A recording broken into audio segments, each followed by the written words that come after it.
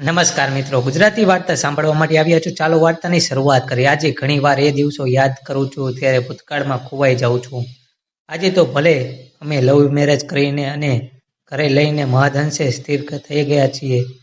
જિંદગી સડસડાટ ચાલી રહી છે. અમારા પ્રેમના પ્રતીક એ મારી દીકરી રેશમા ઘરને અને ખુશનુમા બનાવી રહી છે.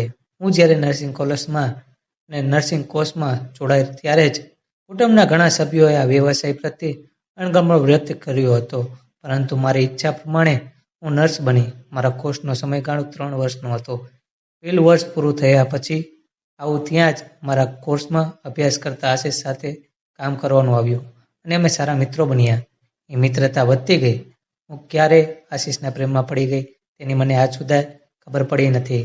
સુરતમાં શરૂઆતમાં જ હું એની મિત્ર બની વાતો કરી રહી હતી. દિવસો પસાર થતા રહ્યા અને કઈ રીતે આગળ વધવું તે સમજાતું નહોતું. હું 24 કલાક તેના વિચારોમાં ખોવાયેલી રહેવા લાગી. મારી મૂંઝવણ એ હતી કે આશિષને કઈ રીતે કહેવું ને એ મારા વિશે શું વિચારતો હશે. પણ એક દિવસ મારાથી એને કહી જ દેવાયું. તે દિવસે મારે બપોરે 2 થી 5 કોલેજ અને 5 થી 8 હોસ્પિટલમાં પ્રેક્ટિસ કરવાની હતી. હું અને આશિષ રાતે 8 વાગ્યે છૂટ્યા પછી જ અમે કેમ્પસની બહાર નીકળ્યા અને હું પાર્કિંગમાં ઊભી રહી. થોડી વારે આશિષની સામે જોયા કરતી. આશિષે મને પૂછ્યું કે સુષ્મા શું વિચારે છે. હું આશિષ સામે આમ તો ઘણી વાતો કરી લેતી, પણ એ સમયે મારે આશિષ સાથે વાત કરતા પહેલા હિંમત એકઠી કરવી પડી હતી. મેં ધીમા અવાજે આશિષને કહ્યું હતું, આશિષ, આઈ લવ યુ.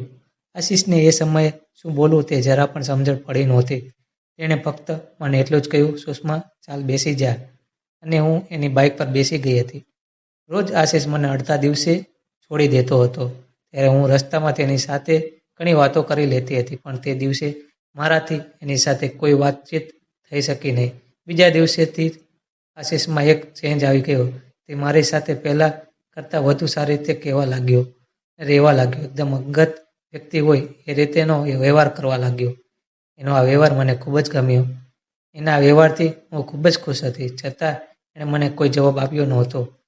લગભગ 1 અઠવાડિયું વીત્યા બાદ ફરી મારાથી રહેવાયું નહીં અને મેં ઘરે જતી વખતે આશિષને પૂછી નાખ્યું, આશિષ, મારા વિચાર એ શું વિચારે છે. આશિષ મને પૂછ્યું, સુષ્મા, મારી સાથે તારા વ્યવહાર પરથી તને શું લાગે છે. આ પ્રશ્નનો જવાબ હું આપી શકતી નહોતી. આશિષે ફક્ત એટલું જ કહ્યું હતું કે હું કંઈ કહેતો નથી, પણ તું રોજ મારો પ્રેમ અનુભવશે. આ સાંભળતા જ મારી આંખમાંથી હસના આંસુ નીકળી ગયા. અમારા લગ્નને 3 વર્ષ થઈ ચૂક્યા છે.